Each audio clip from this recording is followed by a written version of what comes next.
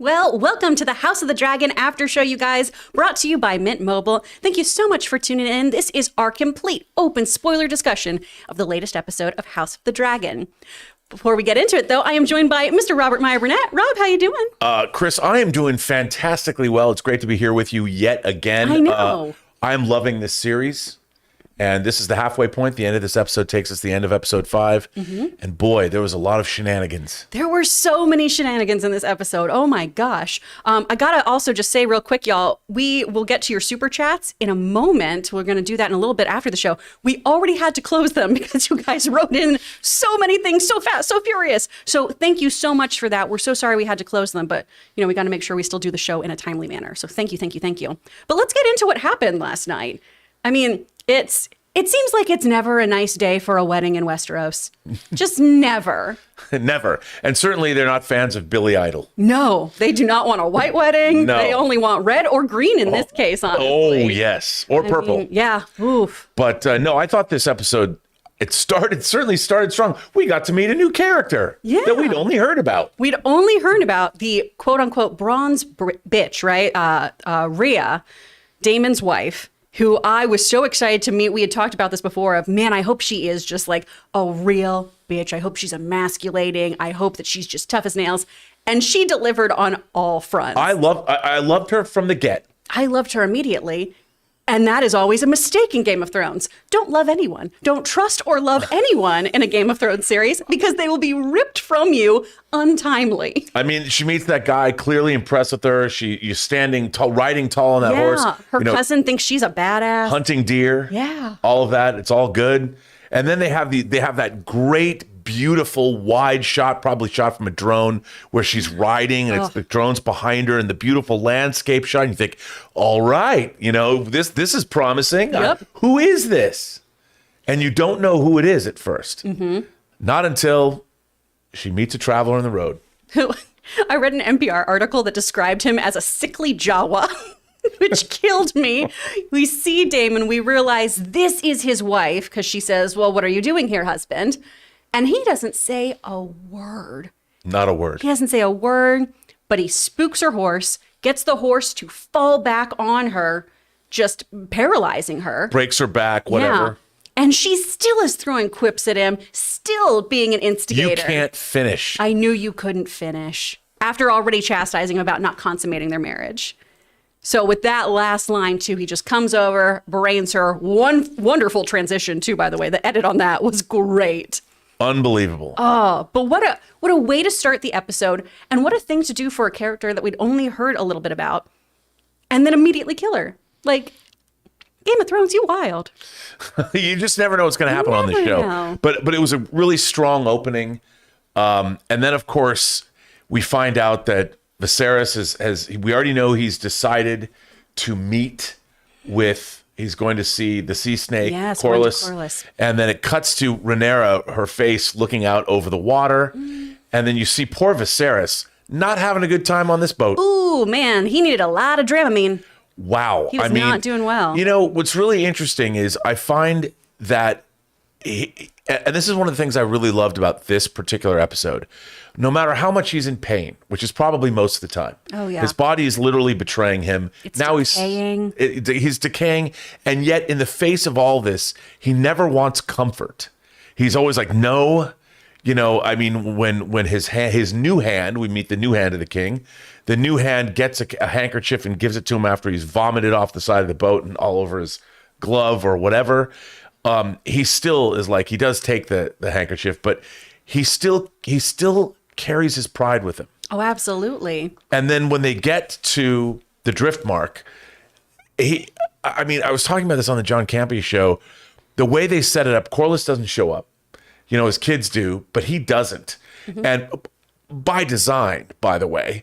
And then you're looking at poor Viserys is looking up this huge flight. He already feels, can you imagine how terrible he must feel? I would feel terrible doing that. I would be winded. And this guy is so close to death's door. He's so sick, and he looks up, and not only does he have to climb up this huge flight of stairs, but these long corridors, and I don't know if he's ever, it seemed like he'd never been to the Driftmark before, you know, and when he comes through, and he is marveling, and when he finally meets Corlys and the queen that never was, Yes. he compliments him.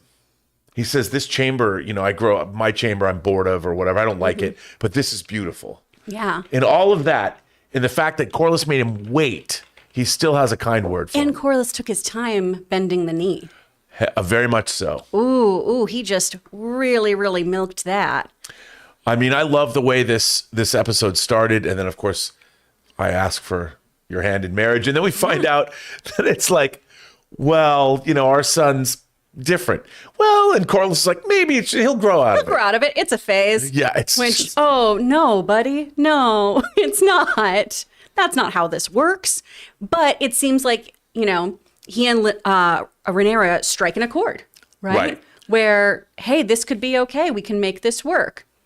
And during that scene, I have to say, there's one of the most beautiful shots. This is a beautifully shot show, but there's a show where the camera's low on the beach. You see the sun obscured by clouds, and they're walking. It's a long shot. They're walking. I literally, that shot caught my breath. I was just like, oh, God, that was a gorgeous shot. And they reach an accord, like you said. Yeah, so they both can, you know, they'll be married, they'll perform their duties as king and queen, but then, you know, they're going to have a little something on the side. Well, this is, you know, music to his partner Joffrey's ears. He thinks this is great. You get to be king. This is the best thing that could happen for us. You have a spouse that absolutely thinks that what we're doing is And Joffrey fine. is his lover. Yes, Joffrey's his lover. Can't just trust a Joffrey on this show either, man. But so we have this. Sir Criston Cole, not as keen on this idea. I mean, we're coming fresh off of him proposing to Rhaenyra, saying, run away with me. That I love that scene. It was beautiful. After we see the king sick, then we have later Christian Cole. Being so sweet, because I remember last week being very uncomfortable with what happened, right? They're getting together seemed, you know, like a very awful power dynamic. He didn't really seem like this was something he wanted to do, but it was his queen essentially telling him what to do. And he's trying to make this set right with him now because he broke his vow of chastity. He has stained his white cloak, so to say, right? So he proposes they run off together. They can be who they want. They can have a marriage of love. And Rhaenyra's like, And it's a romantic vision, you know, boats with cinnamon filled Yeah. with it. And it was, I mean, what I loved about it was I was listening to him lay it all out, and I'm like, this guy is a romantic at heart. I would leave. yeah. I would go with you, Kristen. He's a complete dreamboat. He wants to take care of her and let her be the person she wants to be. He seems like he loves her, or at least is trying to rationalize what they've done as something that was a loving act. You know, is there a bit of naivete here? Sure. But is he a sweet boy? Yes. Yeah, absolutely. And I was wondering, I'm like, of course she's a romantic, right? Maybe so, a little bit, give me something. And yet she answered exactly how I knew she was going to answer. Yeah, of just, I am the crown. Yeah. And when he says, so I can be your whore. And walks off. Yes. It was pure Moulin Rouge vibes. Like, I just was waiting for him to like throw money and it was great. It was so good. But then we get to this betrothal between House Valerian and House Targaryen is going to come to fruition, right? She will take the name of House Valerian until she is queen. Yeah, that's another thing that Corlys and Viserys had to negotiate. And he negotiated. I mean, Viserys tries to do everything right. Yep. It never works for the It poor doesn't guy. work out. They have this big, elaborate feast. We don't have everyone there, though. Alicent is missing because she's found out from Criston Cole, hey, Rhaenyra, she didn't sleep with Daemon, but she did sleep with Cole. So she doesn't have that maidenhood intact. She does not have her virtue, so to speak, in the terms of this show, which Alicent is furious with because she bet on Rhaenyra instead of her own father. Yeah, and there's another great moment between Alicent and her father at the beginning when I think it's the actual scene, the opening scene. Oh, yeah. When her father, he really loves his daughter. He does. And he wants the right thing for her. And, you know, even though I think what's really interesting, every time I see more scenes with Otto, it makes me wonder, is he the schemer we've made him out to be? I think he is, but he also he really is doing what he thinks is best. Yeah. And he's like, look, Aegon has to become the heir because if Rhaenyra stays this way, the kingdom's going to go to war. Well, and your children will be killed. Yeah, and you will be killed. Yeah, there's no workaround here. Your children will be murdered. That's just how this is going to play out, because there will be a question of who has the valid right to the throne. Everyone's torn on this. Do you want your children to be killed? Which is, a horrifying thing to have a parent tell you before they skip town and everything. So when we have our big lavish dinner and everything, right? Everything seems like it's going to go okay. The Lannisters pop by to wish everyone Douchey well. as always. So douchey. Jason, get out of here. We meet more of the strong children, right? We've got Bonebreaker in the mix and everything too, who will live up to his name shortly after. We've got a whole bunch of the houses coming together. Right as Viserys is making his big speech about uniting these families and bringing them together. First of all, we have Daemon show up. And what's he going to say? What's the king going to say? He has to do, oh, it's my brother. Even though you've been banished, whatever. Here's a chair. Yeah. Come sit at the table. So he's there. And then we have Alicent wait until the king is halfway through his speech to come in wearing the beacon color of Old Town, that emerald green. And it's great because the son of the new hand of the king has gone to Alicent to have a conversation and makes her aware of certain things. Yep. And then he comments. He explains to us, in Old Town when they set the banners for the high towers, Can you or guess the what fires, color the it is? flame. Yeah. What color is the flames when they call the bannermen to arms? And his brute brother is so proud of himself. Green? Is it green? I got it right. Yeah. So good. And that dress, man. Oh, stunning. But all the people of Old Town first jumping up too, like, yeah, we're with you. We're here. We support you, Queen. Oh, there's a lot going on here. So at worst, though, it seems like a very tense family dinner. We've all had a bad Thanksgiving. Hey, no worries. But what I do love about what they've done up to this point is they are explaining all the different there's a lot of stuff. It isn't cut and dried. Yep. But yet it is. It's cut and dried, but it's not cut and dried. There's all these in great Game of Thrones style. There's many, many layers to this onion. Absolutely. And it's not a glass onion. You No. can peel this onion. I was gonna say, this is not translucent. No. There are a lot of things going on. And I think that's what makes this show so interesting. And unlike Game of Thrones, where it was kind of the same thing, but you're jumping all over the place. The focus is very laser. It's a laser focused show as opposed to the original Game of Thrones, which had a sprawling canvas. But I like the fact that this is all, I feel like the entire show just is already in a noose. Yeah. That I'm a viewer, I'm in that noose too. And I really like that about this show. Oh, yeah. Well, and I love that the majority of this episode does take place in one room. Yeah. Which is my favorite kind of like theater work. I love that in films. Hitchcock does that with Rope, of everything being in there. And it adds to the intensity of you're all in this contained space. You're in this powder keg. And so as things pick up, we have the first dance. And, Christian Cole looking off very forlorn. That's how Joffrey clocks him and is like, that's who Rhaenyra's sleeping with. I'm going to go talk to my new buddy. We have Daemon hitting on Lady Lyanna, who's like, well, your wife's dead now, I guess. Let's talk. But then Daemon shifts gears and goes and hits on Rhaenyra again. We see all that sexual tension, which is always uncomfortable. Oh, Targaryens, gosh, you guys.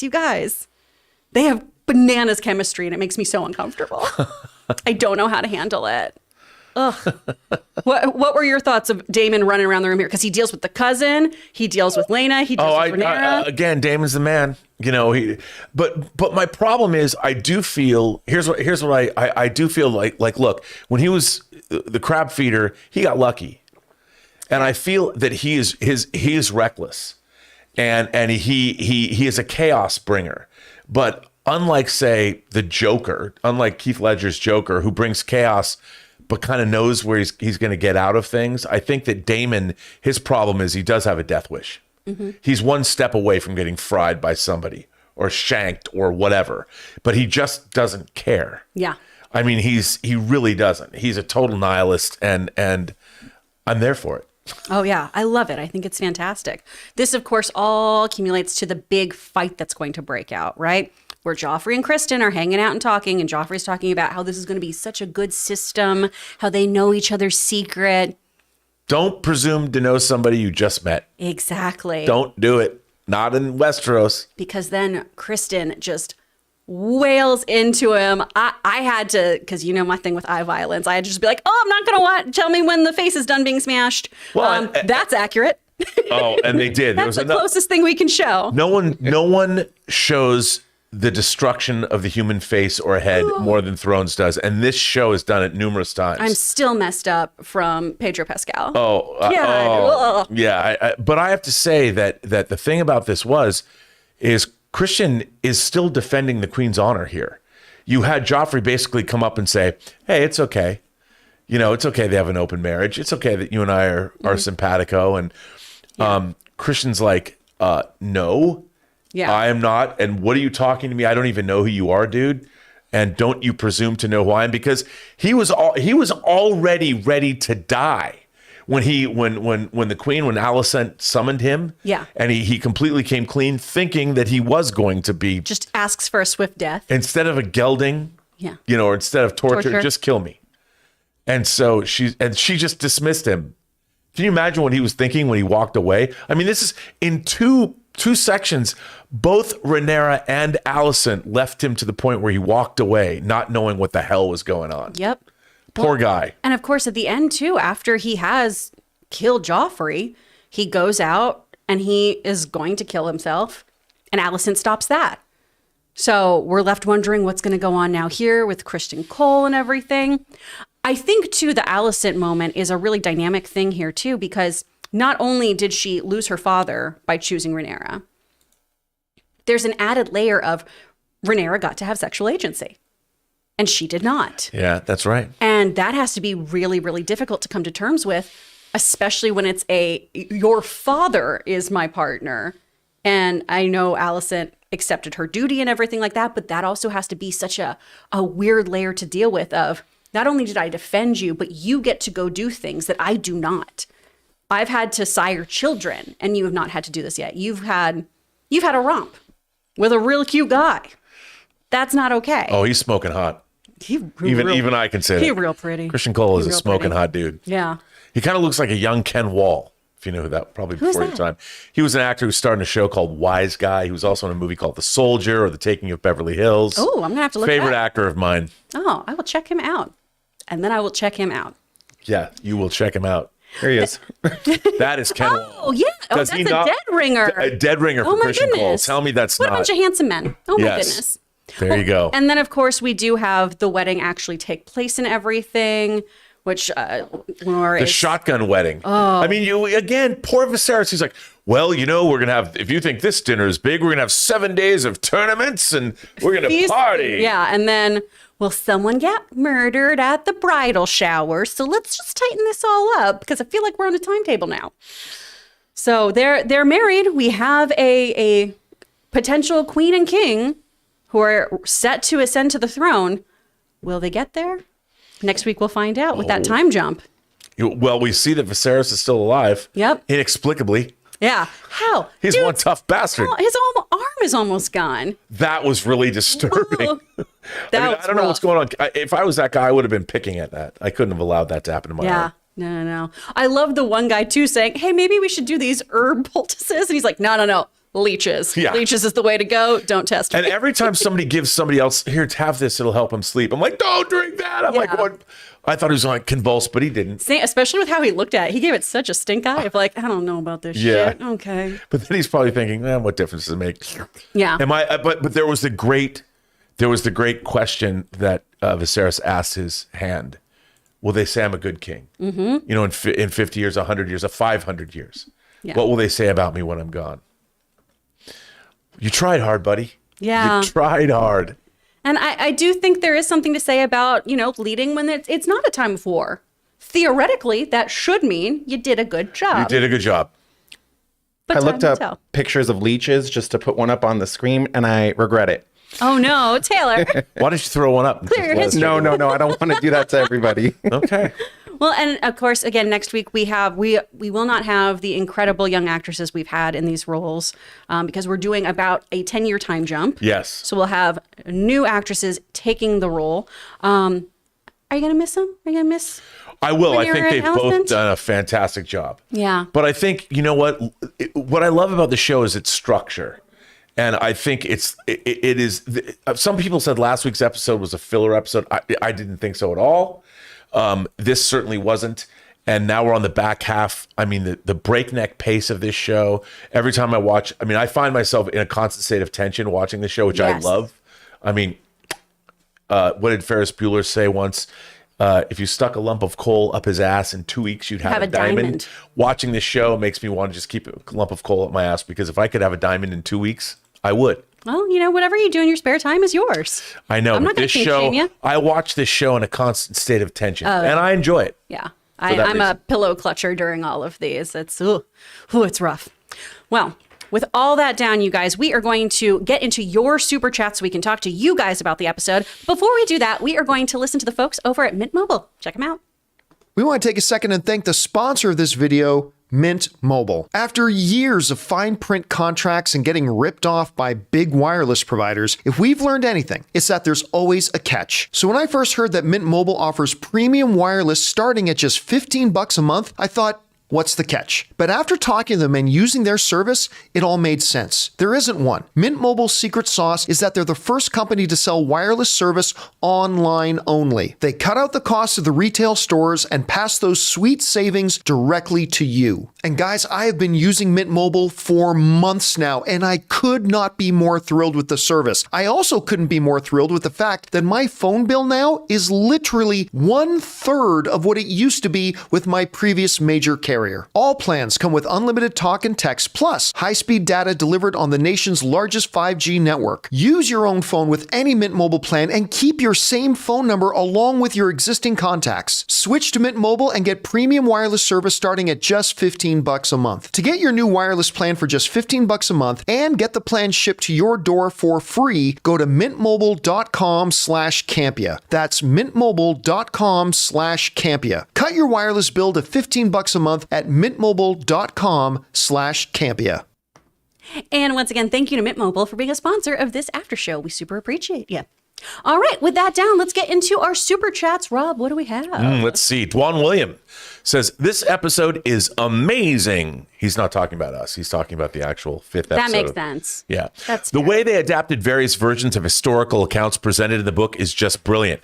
Now, this is a really good point Dwan brings up, because it's the book that we know that they're unreliable narrators. Yes. And in season 3 of Game of Thrones, Joffrey tells, I want to say Sansa, is showing Sansa around, and it says exactly what happens to Rhaenyra Targaryen. That might not be true. Yeah. That might not be true. That could be an unreliable account. And people are like on the internet, well, this is what's going to happen to her. Is it though? And I think that's kind of the whole thing about, in history, do you print what really happened, or do you print the legend? You print the legend. Well, and are the Lannisters going to have a non-biased view of how the Targaryen house deals with things, you know? So that's what's going to be really fun to see how this all unfolds. But I think what Dwan points out is that they've taken from many different accounts as set up by Exactly. George R.R. Martin to see which is true and which isn't. This show might wind up being the definitive version. Yeah. So Which I is like exciting. that. Well, and I think that'll make it a really, really fun ride too for the people who are very familiar with the books. And they can go, oh, this is something new and exciting, or it is the version that I wanted. Yes. Yeah. Very cool. What else? Love it. The man with the master plan says, House of the Dragon is why I didn't send in a super chat earlier. Oh, were you watching it? Hey, that's Oh. fine, man, with the master plan. There you go. Watch your episodes. Get it taken care of. That's right. Yeah. Got to see it first. Priorities. Yes. Sam Fisher says, Rob, I think you're right. I can't see House of the Dragon going more than 4 seasons. I don't think it will, because they couldn't sustain, like, the way this show is set up, I'll bet it's 3 seasons and done. Yeah. I think 4 seasons is even too much, because they're going to keep this pace. And I don't think they could hope to keep this pace with the time jumps and where they're going Yeah. without, 4 seasons seems excessive to me. I think so, because it's 172 years between this and the birth of Daenerys. Yeah. So the way we're moving with, decades in between episodes, potentially moving forward too, this next time jump, I believe, is 10 years. That's a lot of time. It's a lot of time. So I think you're right. I think around 3 or 4 is when we're going to be done. Because that's one of the things, the appeals of the show, I think, is the speed with which we're getting through this, and it is a war that has a distinct beginning, middle, and end. It's not something that, Yeah. I think there's something to be said, too, about knowing your ending point as well. I agree. Because so many shows kind of, draw out and they kind of just mope around for a little bit and they don't know how to stick the landing. No. Some other Game of Thrones have had issues with that. So I think this should be a nice, tight, contained story. That's true. I agree. Dwan William goes on to say, okay. And to think the show hasn't even gotten to the best part yet. My friends and I mapped the events of the books, and it'll be episode 7 when shit hits the fan. Ooh. Okay. Well, I mean, I guess that's when war breaks out. Yeah. That's when Aragorn says, "Open war is upon you, whether you wish it or not." Nice ref. You like that? Yeah, I do. But we'll see, too, if this follows the books to a T in that way for the timeline. But that's very interesting to know, Dwan. Thank you. Love that. Sam Fisher says, just to let you know, for the past couple of weeks during the House of the Dragon after show, it hasn't registered a couple of my super chats. Oh, well, Sam, we're sorry. That might be because you send them in after we turn them off, too. This is very, very true. Also, sometimes just OBS is not our friend. A lot of times YouTube is not doing things on their end. So you can always ultimately write in later to the show to see if that pans out and if you didn't get charged or anything. Okay. Yeah. Sorry about that, though. That's a bummer because I like his super chats. Sam Fisher basically sponsored our Rings of Power. Yes, he He's did. an associate producer. Sam. We love you, Sam. We love you. That's true. The man with the master plan says, what a great ride last night. I was on the edge of the last 10 minutes of the episode and kept wondering what the hell will happen, who will die, etc. The music kept the suspense going even to the very end.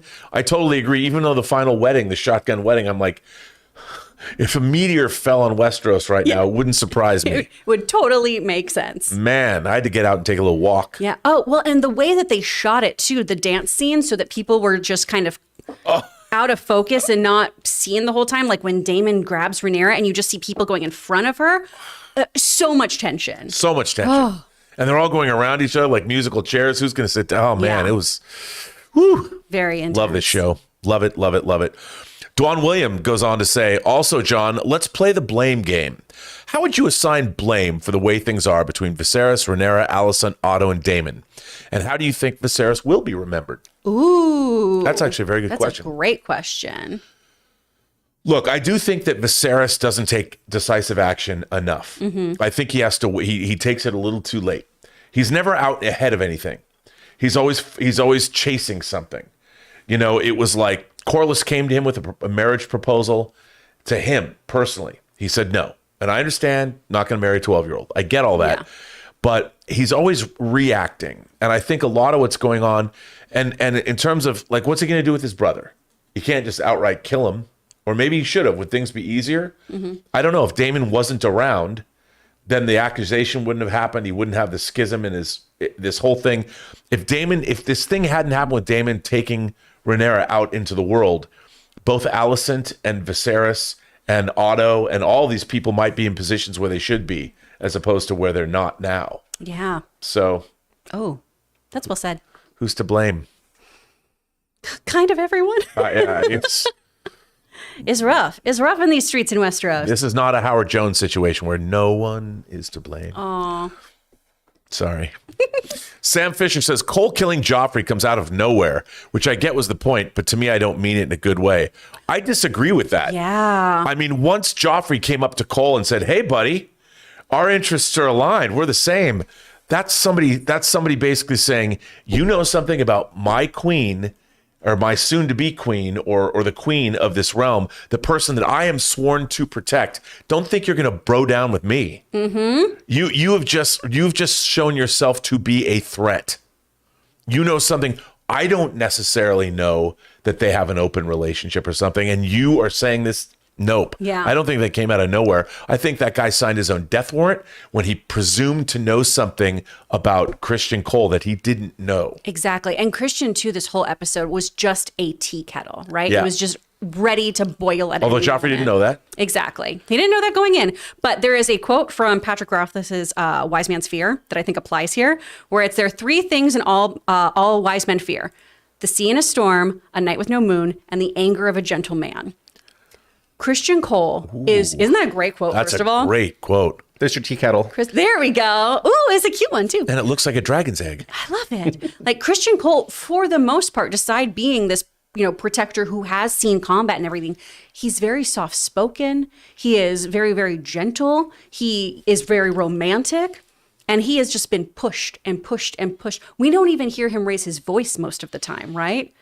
And then it's just full on wailing because this gentle man has been pushed and misused and then murders a man because he can't deal with that rage inside of him. And then Joffrey doesn't realize both Rhaenyra and Alicent had caused Christian to be torn in every which way. Absolutely. And I mean, Joffrey couldn't have known that, but Joffrey shouldn't have presumed. You don't presume to get into someone's, the heir to the throne's business. And not into their bedroom. Certainly not. Oof. When I went to look up that picture of the tea kettle right now, I accidentally saw the leeches again when I reopened the tab. So Taylor, no. I know. Matthew Medina says, feels so modern. It seems, I think they have really young writers. I feel the millennial and Gen sensibilities of all the millennial and Gen Z drama. Is that true? Would you say that's true? I mean, I don't feel that way. I feel like this has, it feels very modern that I can relate to aspects of emotional, like, roller coastery things here, but I don't watch this and go, wow, this is so Gen Z. This is so millennial. Also because, personally, I'm not calling you out on this. I do just find those kinds of critiques about things, unless it is like a scathing satire of culture, I find them to just be a little bit derivative personally, because I think then when we assign things to, well, this is such a boomer movie, or this is such a millennial movie, or this feels very Gen Z dialogue. I don't know. I feel like storytelling is universal and can go beyond age brackets and classifications like that. But I understand if you feel this way because of how much teenage drama is happening right now. But there's two adult women now. They're not teenagers anymore. But that's just me. Unlike Gen Z, I don't know if a Gen Z aged character would get on a dragon, fly to Dragonstone, and confront Daemon and say, oh man, I think they would. These Gen Z kids, they don't give a fuck. Okay. They're like, all right, come at me, bro. I think so. Yeah, on Twitter. I think they're terrifying. Or on TikTok. They're tough. They're tough cookies. Are they? I think so. All right. I'm old. What do I know? Sam Fisher says, I'm a little confused about the ending. Did Cole kill Joffrey because he threatened Rhaenyra? Was Cole just angry, or did Joffrey die because he knew? All three. Yeah. All the above. All of the above. Yeah. Absolutely. 100%. Mm-hmm. I think you really nailed that before, Rob. It's just, you shouldn't assume how somebody else feels. Yeah, no. And polyamory, that is I guess, supposedly more modern concept. It's been around for ages, you guys. Yeah, I mean, it was a lot. I think in a way it was a lot more acceptable in the olden times. Yeah, well, the Targaryens have a tradition of being able to take multiple wives. Yes. So I feel like that stuff, like, people would understand it. I'm sure people had mistresses. Usually, though, it would be a king with a mistress, I think, just because we haven't had a queen in this kind of position of power at this point in time. But, ooh. Look, if you're going to go talk to somebody that you don't know, don't presume to know their morality. Yes. Just because you think you're on a good side, don't think that the person who's sworn to protect Rhaenyra is going to be on your side just because no, you don't know the hearts of somebody. Exactly. And that was a mistake. That was Joffrey, a terrible mistake, a fatal mistake. A fatal mistake cost him his life. Dwan Williams says, also, I agree with John in episode 4 of Rings of Power. That was a major uptick for me. It established a lot of the lore backdrop that rekindled my hope for the show. Hey, that's great, That's Dwan. good. Yeah, obviously, when we're talking to you guys, it's just our opinions. It's not scripture. So if you have the show really, really working for you, that's great. For me, it slowed down a little bit. I know, Rob, you felt there were a couple speed bumps and stuff too. I do. And, I hate to say it, I really agreed with a lot of that Forbes article that talked about the bad writing, which basically said, what is this show about if not just Sauron? Here's the thing. Here's what I would say is different about Rings of Power as opposed to House of the Dragon. Mm-hmm. When I'm watching House of the Dragon, each character feels like a fully realized human being. Like, I understand that there's multiple things going on all the time. The character interactions have something to say to me about the world at large and all of that. I don't feel the characters in Rings of Power. They're not real to me. They're characters. They're not multi-dimensional, multifaceted people. They service only a very rudimentary story that's being told that I'm already ahead of. I don't see a lot of I don't understand why the evil elf let Arendir go. Adar? Yeah, why did he let Arendir? Is that Arendir, the elf? Alandir, yeah. Why'd you let him go, dude? None of it, just because? I don't really understand anything that's going on other than the fact that I'm supposed to just enjoy this because it's... Whereas House of the Dragon is about people that I've read about and that some I know. So I buy it. That's fair. All right, what else we have? The man with the master plan says, Damon. What the hell, man? I guess this is a show where all the characters can be good or bad. I did not expect him to kill his wife. I thought the sea snake's entrance was great, but Allison trumped them. Oh, yeah. Allison's entrance was just all kinds of energy. And you know what? Brought on by the conversation with her loving father. Mm-hmm. That hug at the end, you know where their hearts lie. Yeah. With one another. Mm-hmm. Which is nice to see after, I felt pretty oogie about the whole thing. Like, he manipulated his own daughter to bed the king. Ugh, I don't like this. And I still don't. But he does genuinely care about his daughter. I mean, he did just say, just look nice. Maybe you can comfort him for, I don't know if he expected to Are go you going to go to the king tonight? Yes, if you wish me to. Yeah, no. I have an issue, Robert. I have an issue with this. I just like to believe the best of people. That's fair. I don't. Dwan Williams says, weddings 2, Joffrey 0. Yeah, if you're named Joffrey in Westeros. Don't go to a wedding. Just don't. And if it's yours, elope. Shit. Yeah, man. Oh, bad time to be a Joffrey. What else we have? Sam Fisher says, now you can really see the rift forming between Alicent and Rhaenyra. Oh, yeah. Oh, yes. That's a big rift. And if that wasn't the case, you're wondering whether Rhaenyra is going to kill Alicent's kids. Like, already. Are you going to come after Aegon? Yeah. What are you going to do? And I know a few things from the books that people have told me that are also just like, ooh, things are going to get kind of weird with the Targaryen stuff. Oh, yeah. So we'll see how this all pans out. Ugh, what else? The only people that win are us. That's true. Delish. Matthew Medina says, I feel you can set this in Euphoria High or any modern A24 show or film, and it would pretty much be the same. Is the party scene phantasmagoric, Rob? Ooh. I wouldn't call the party scene phantasmagoric because it's real. Yeah. The scene in the pleasure house, that was a phantasmagoria of stuff happening, but not, the party was really well done and there was a lot going on, but it wasn't phantasmagoric. Fair. Or hell's a poppin'. Andy says, in last week's episode, Rhaenyra may be a dragon, but Sir Christian Cole gave her his own dragon, and he Dacarised and combusted all over her. Andy.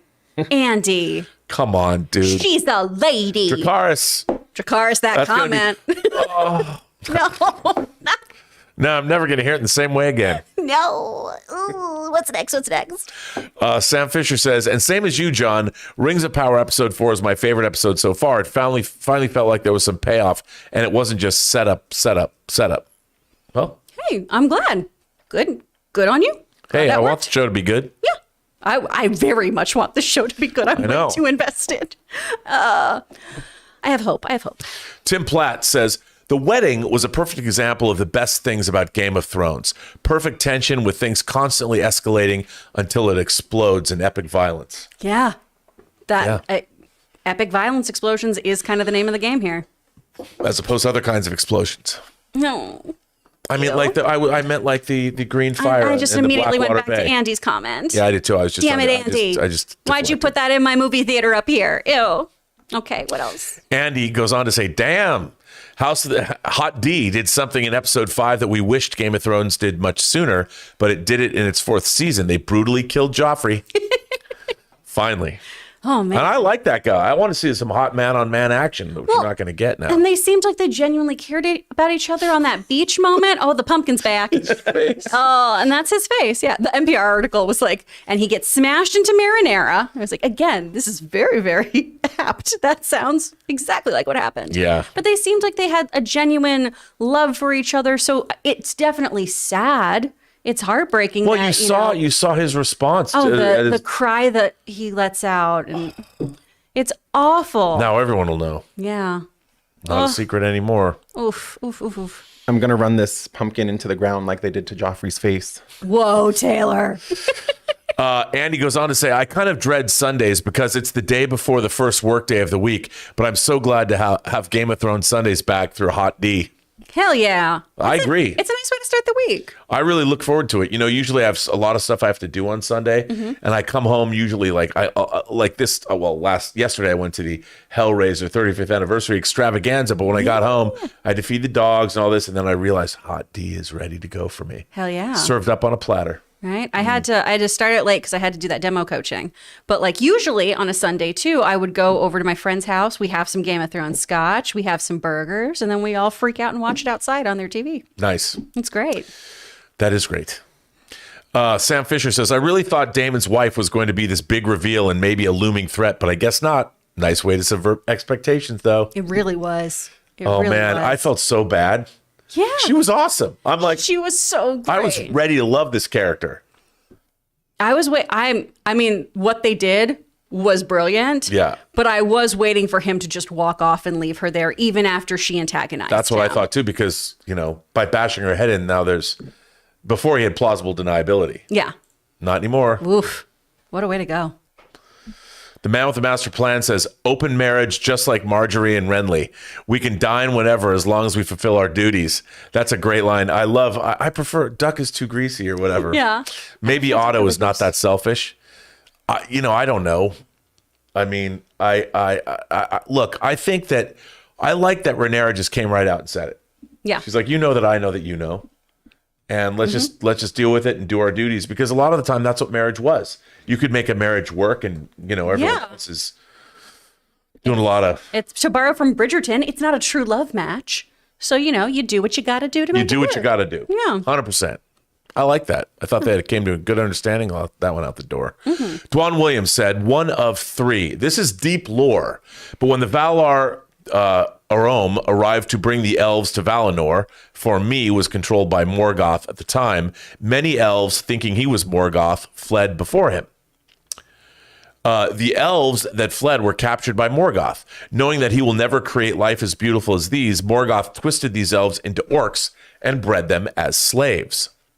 I think that's what Adar is, one of the first elves, one who still remembers being abandoned by the Valar and his kin. I agree with you. I think that's exactly what that is. that probably is, and we can get way more into this too when we do our Lord of the Rings after show spoiler discussion as well. Hopefully, we'll learn some more about him this week. 100%. He's my favorite character. He should win. Otto is right, says Sam Fisher. To ensure her throne, Rhaenyra would have to kill Aegon and Helena, the baby. Rhaenyra might not want to, but she would have to. She's right. I mean, look, right now she's still laboring under, I think, the false pretense that she's the heir. Yeah. What's going to happen is once she realizes that Westeros won't accept her as the heir, she's going to have to get rid of the people. And now that Alicent's having more babies, there's more heirs to be had. Exactly. So, and they're purebred royal bloodline. And more men the merrier as far as that goes. Yeah. Oof. Is it going to be bad? I think it's going to be real bad. I think it's going to be bad, too. Sam Fisher says, I have a feeling the Vale is going to oppose Rhaenyra in the Civil War, not because they actively dislike her, but because Daemon will side with her. Oh, I agree. Oh, yeah. In the Vale, I mean, he killed one of their own. So why would the Vale put up with his bullshit? Yeah.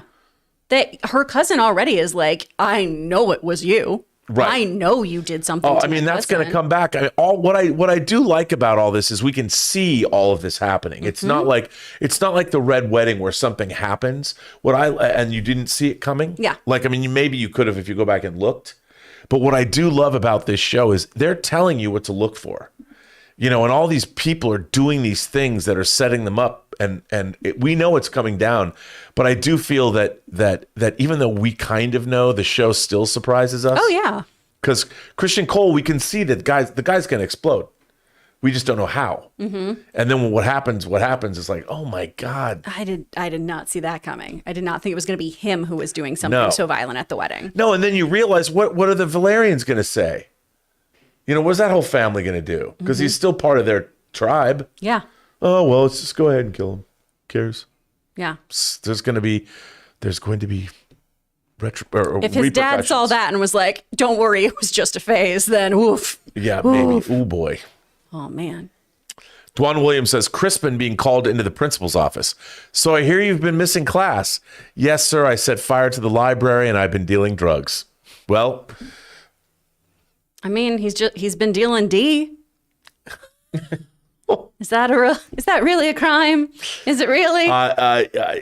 I mean, the funny thing about it is, I love how Allison believes it was Damon. And the last thing and then Mr. Cole is like, he thinks it's him. And and I was like, ready, don't admit. Exactly. And then she just needs to say Damon. And then you're out scot-free, my dude. And then, yes. And then, I mean, and that's another reason. Don't just admit. Just wait. Yeah. Have someone ask you a full question. Deny. Mm-hmm. Do not ask for permission. Beg for forgiveness. Yes. Oof. Bye, Ray. Ray literally just came in here just to throw away a can of soda. Aw. We love you, Ray. What else do we have? Sam Fisher says, Allison steals this episode for me, but Matt Smith is also a standout, even though he had only about 5 or 10 lines of dialogue, if that. Well, yeah, Matt Smith I think his job in life is to just stroll into a scene and steal the whole thing he's in. Well, if you can do that too, if you can, without any dialogue, command the scene, command the camera. I mean, it's a masterclass watching him in this show. He's so good. I'm so happy. I'm so happy he's in a good program again. Oh, he was great in The Crown. I loved him as Doctor Who. His movies have been sus. So this is really, really nice. I want him to succeed. I mean, he's got a lot to answer for after It's Morbin Time. Man, and he tried his best. Gosh dang it. He really committed to that movie. I just want my little bow tie doctor to thrive. Yeah. Love him. There we go. Ilif Barazli says, title for this episode should be, How Much Suffering Can Viserys Take? Excuse me. The guy's dying. His brother and daughter are causing a lot of trouble. His wife is stirring shit up. The poor guy can't catch a break. I mean, he can't. It's so sad because he's trying to do the right thing. He can't even throw a party without it getting all fucked up. Man, I know. Well, and a lot of it does come back, to that point you made of him just not taking action, where a lot of these things, it's like, well, could we have sidestepped some of these issues if you just made a choice? Is that the leech? Is that the most appropriate leech we could find? I found a safe for work image of a leech. Oh, there you go. I really hope you Googled safe for work leech. And not only that, when Viserys was going to make his plea to Corlys, his cousin looks down and notices, oh, you're missing fingers. Yep. There was that quick, and I just felt so bad for the guy. He's having a rough go. He can barely bend his arm with all that gross scar tissue. Yeah, but apparently he's still going to be kicking it. At least 10 years from now. Yeah. Whew. Oh, I love the detail on his wig, too, that his hair's thinning. Yeah. Oh, it's so good. That's so good. Oh, what else? Blake62 says, the writing of the show is just exceptional. Their ability to make this feel like Game of Thrones, but also different and fresh is what makes it work, in my opinion. Totally agree, Blake. Oh, absolutely. Yeah. I think that's spot on. 100%. Well said, Blake. You got to love it. Sam Fisher says, Lara Strong, the dude with the clubbed foot, had more Littlefinger energy in his one scene with Alicent than Otto did in 4 episodes. Ooh. Yeah, I mean, he's great. I mean, he's the son of the Hand of the King. Mm-hmm. So that whole line too about how if you're not asked to speak, you learn to listen was just, ooh, okay. But he was a little over it. I mean, it was a little like, it did feel a little mustache. Wait, Rob, like what? Like what? There you go. Perfect. Clip it, internet. You nailed it. That was great. Like that? Yeah. Find my camera. Josh Cohn says, decent episode, but next week's preview was the thing I liked the least. New actors aside, we spent 5 episodes taking Viserys from healthy to all but dead. Am I supposed to believe he survived 10 years? I mean, it's amazing what you can do when you're the king. Well, yeah. You have all the leeches you want. They're gonna keep him. I mean, I'm sure he's not in the best shape. Yeah. I don't think he's going to be all there, both literally and metaphorically. No, I think not. Yeah, we're going to be missing more digits, potentially limbs, and a lot of his just agency and ability to have It's going to be thoughts. sad. Yeah, it's going to You be can rough. tell it's going to be rough. Man. Ilif Barazli says, I dislike Otto, but he's right. There will be a civil war once Viserys dies. Westeros is not ready for a queen. I hate to say it, but the best option is to have Aegon as the new heir to avoid a war. Well, Otto is right.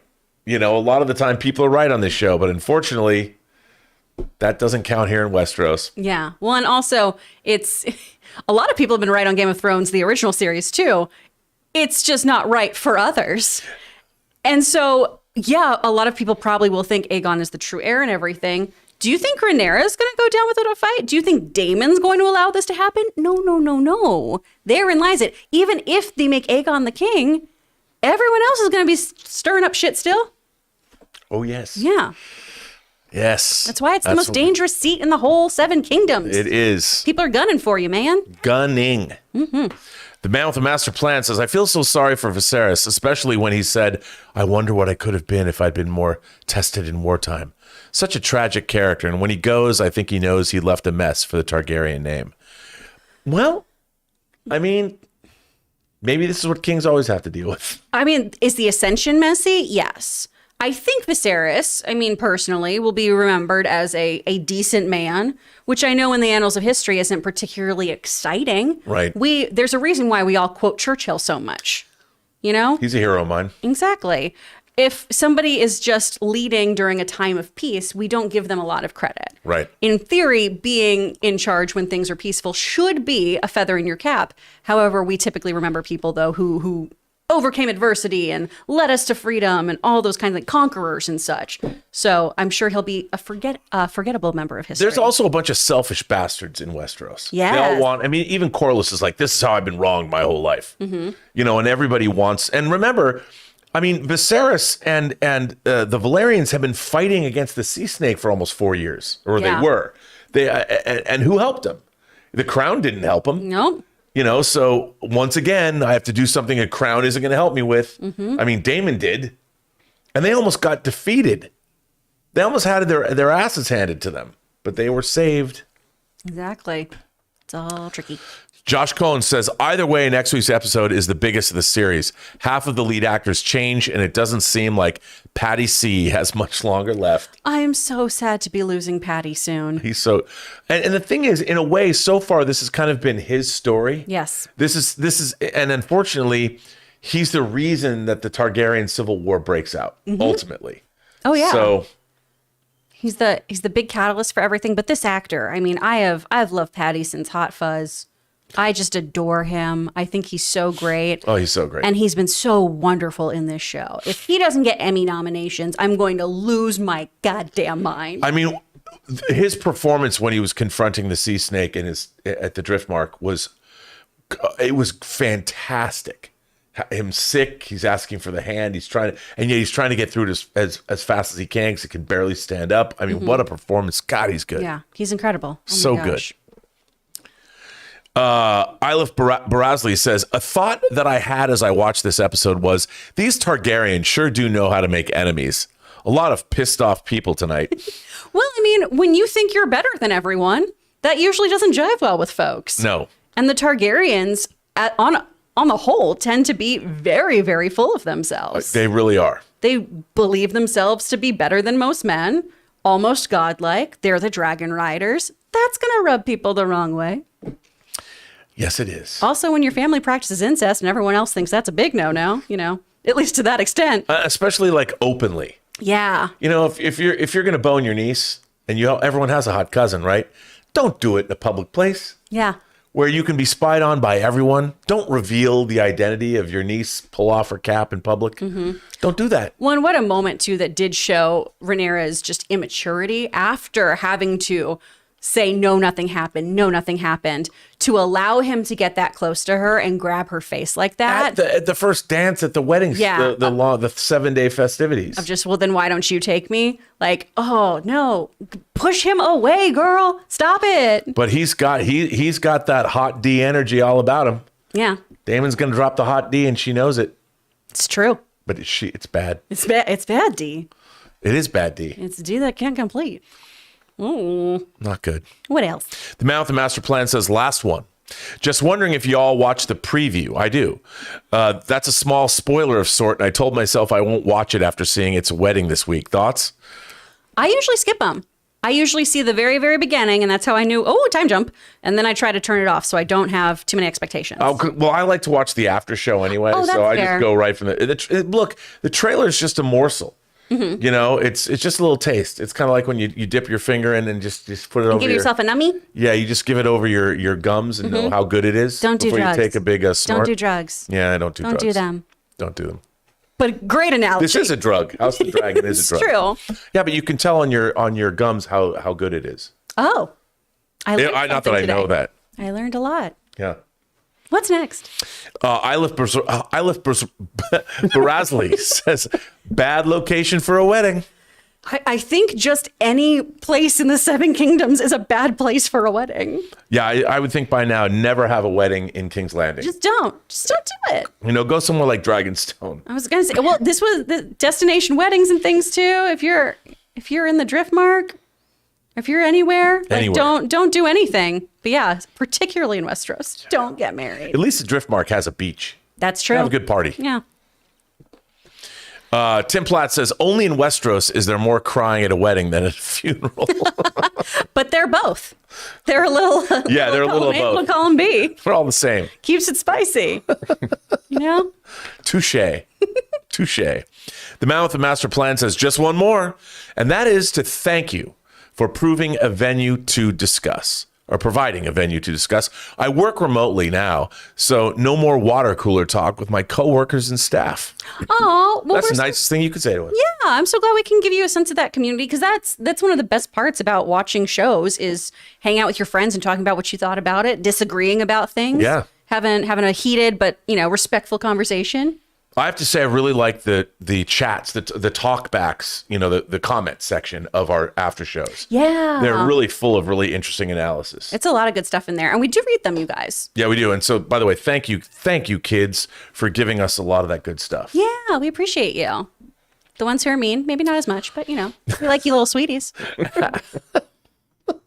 Alex Von Gollum says, prediction. Sir Christian becomes Alicent's guard. She'll use him as leverage against Rhaenyra, maybe also a lover. He's a Shakespearean tragic character. Ooh. I mean, on one hand, do you want your best friend / stepdaughter's sloppy seconds? On the other hand, do you want your stepdaughter / best friend sloppy seconds? I can't speak to that. I mean, oof. We'll see how that pans out. Yeah. I could see Alicent doing it, though. You're one bath away from being clean. Doesn't matter. Who's going to care? Bobcat Driver says, behold the birth of the Greens, the faction that will oppose Rhaenyra's blacks in the war to come. Larys's manipulation of Alicent was deftly done.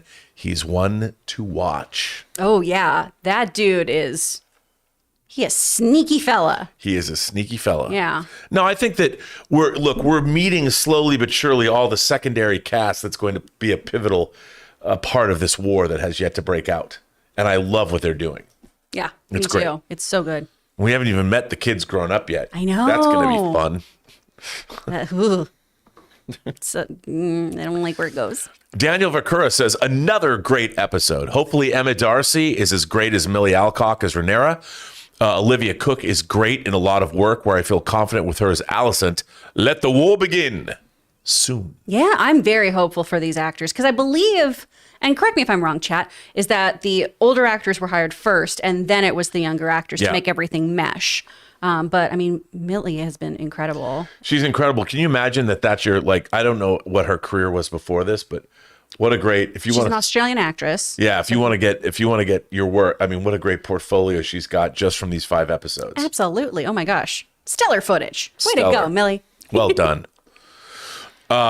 Nathakins says, nice job, Millie Alcock and Emily Carey, for getting these for getting their respective characters off to a strong start. When Allison walked into the wedding, that was powerful stuff with no dialogue. Oh, yeah. Well, thank you for that almost $20 super chat, first of all. That's so generous of you. Oh, my gosh. She did such a great job with that moment. We were talking about Matt Smith not having dialogue. Emily's use of just like her posture, her glare. Whoo! It's so, so well done, especially since this is a character who we haven't seen carry herself with a lot of confidence in a lot of scenes. No. To go from the girl who is constantly picking at her nails and, tearing apart her own skin to this, that's a transformation. That is dress. Oh, yeah. That's incredible. Incredible. She looks amazing. Mm-hmm. So many people are going to cosplay in this. Oh, my God. It's almost the same dress as Princess Fiona. It's so close to Princess Fiona. Taylor will make anything about Shrek if he has the opportunity to. And I do have the opportunity to. Did it. What's next? I detect a Princess Fiona image coming quite soon. Daniel Vakura says, there is a bizarre reaction from certain people in regards to the show as far as saying there's too much talking. What? Game of Thrones was never an action show. Hot D isn't either. So what do these people expect? I don't know. I honestly don't know. Because here's the thing. To me, there's just as much action in just with dialogue and what's going on. Yeah. With the interplay. I mean, you don't have to have swords swinging. I meant to say swords swinging. Or I was going to say swinging swords. You don't just have to have that for true action to be happening. I mean, This show, it is intellectual action to be sure. Yeah. I have never heard anyone have the criticism of, man, there's too much dialogue in this. I haven't heard that yet. But I feel like what this show is doing so well is we aren't getting super lengthy exposition bits. We're getting information when we need to, but there's so much more showing than telling in this show.